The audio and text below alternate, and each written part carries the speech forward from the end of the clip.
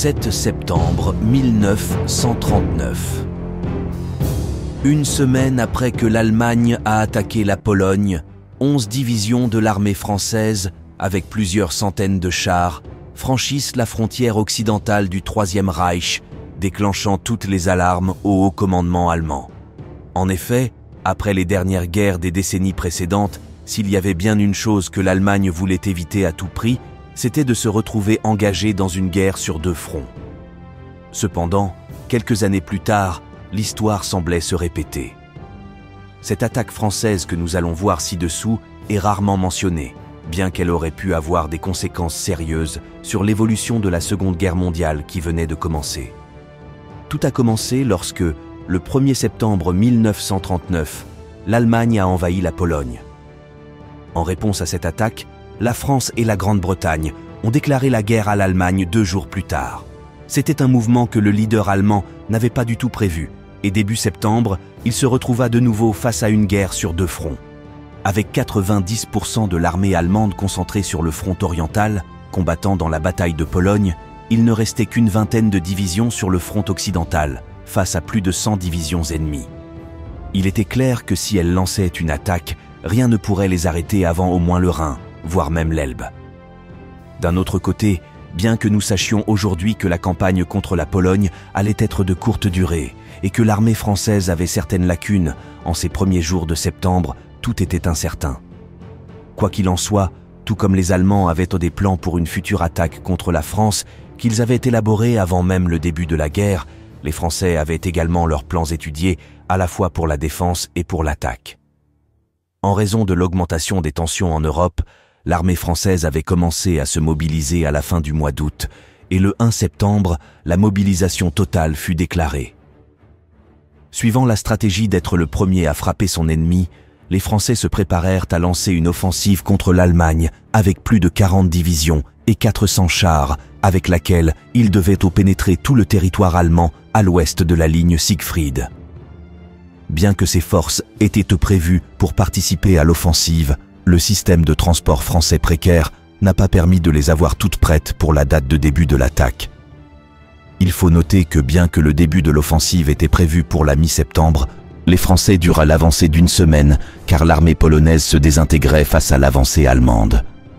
Ainsi, ces facteurs ont fait que l'attaque se fasse avec moins de force que prévu. Un autre point à considérer est que les Français étaient très préoccupés par une possible attaque aérienne massive allemande contre leur ville, ce qui a conduit une grande partie de leurs efforts à se protéger de cela. Enfin, l'attaque française commença le 7 septembre, et 11 divisions y participèrent, sur un front de 32 km. Cette offensive eut lieu dans les environs de la ville de Sarrebruck, dans la région de la Sarre. Il faut noter que les Français connaissaient très bien cette zone, car ils l'avaient occupée pendant les années 1920. Ainsi, cette attaque évolua très favorablement, et les Français vainquirent la faible résistance allemande présente dans le secteur. Au total, on estime qu'ils ont réussi à avancer d'environ 8 km à l'intérieur de la frontière allemande et ont capturé 12 petits villages de la région, parmi lesquels Gersheim, Inn et Medelsheim. Cette avancée de 8 à 10 km s'est effectuée sur une semaine entière, au cours de laquelle les Français ont progressé très lentement et avec beaucoup de prudence, craignant à tout moment une contre-attaque allemande. De leur côté, les Allemands, qui disposaient de très peu d'unités dans le secteur, n'ont pu faire autre chose que tenter de retarder l'avancée française le plus possible en attendant des renforts.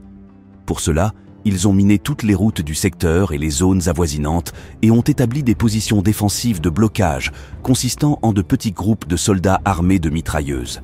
Ainsi, le haut commandement allemand a ordonné à sa première armée, qui défendait le secteur, de ne pas mener de contre-attaque importante et de se contenter de contenir et de retarder l'avancée française. Malgré cette consigne, de petites contre-attaques ont été menées contre les flancs français, permettant de reprendre quelques petits villages sans grande importance. Ce qui est clair, c'est que malgré leur nombre réduit, et comme nous le verrons en analysant les pertes des deux camps dans cette opération, les Allemands ont réussi à retarder les Français, les faisant avancer à un rythme de tortue d'1 km par jour. Il est difficile de déterminer quelles étaient les véritables intentions françaises, car il est évident qu'ils n'avaient même pas la capacité logistique pour réaliser une avancée significative, et leur offensive était destinée à stagner après quelques kilomètres. Très probablement, il cherchait à déclencher des alarmes au sein du haut commandement allemand et à inciter celui-ci à mobiliser des forces vers le secteur, afin d'alléger ainsi la pression sur la Pologne. Mais ont-ils réussi à atteindre cet objectif? La réponse est non. C'est le 17 septembre, alors que les Français se trouvaient à environ 4 km de la ligne Siegfried, que le général Gamelin se rendit compte qu'il n'avait pas amené suffisamment d'artillerie en première ligne pour attaquer la ligne défensive allemande. De plus, c'est à cette date que l'Union soviétique, à la surprise générale, attaqua la Pologne et se joignit ainsi à l'attaque allemande, mettant fin à tout espoir de résistance polonaise à court et moyen terme.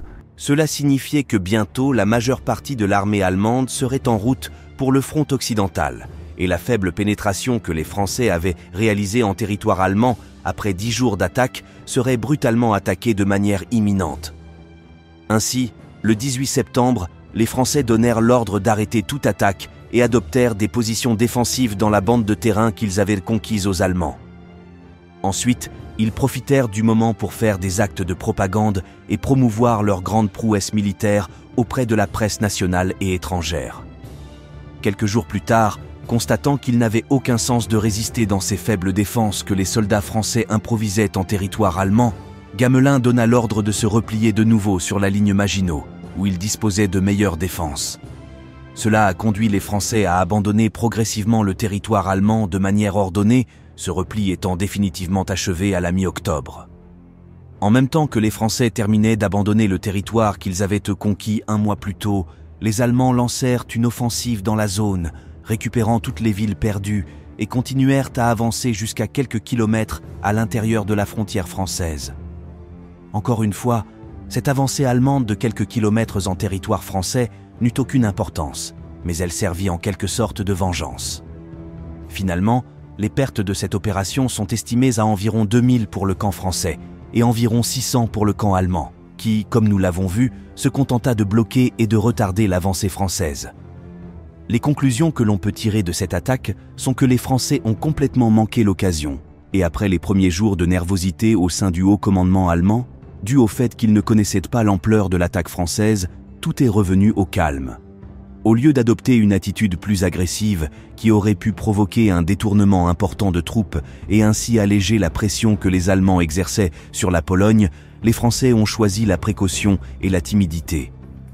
Par la suite, une fois la guerre terminée, Alfred Jodl déclara qu'une attaque décisive de la majorité des forces françaises en 1939 aurait eu une importance cruciale dans l'évolution du conflit. En effet, les quelques 20 divisions allemandes du front occidental n'auraient rien pu faire contre les 110 divisions françaises et britanniques. Ainsi, d'autres généraux affirmèrent également qu'une attaque décisive française aurait fait s'effondrer tout le front occidental en l'espace d'1 ou 2 semaines. Eh bien, c'est ainsi que se termine ce programme sur ce chapitre si peu connu de la Seconde Guerre mondiale. Qu'en pensez-vous ? Pensez-vous que les Français auraient pu mettre le paquet et organiser quelque chose de plus grand qui aurait eu des conséquences ?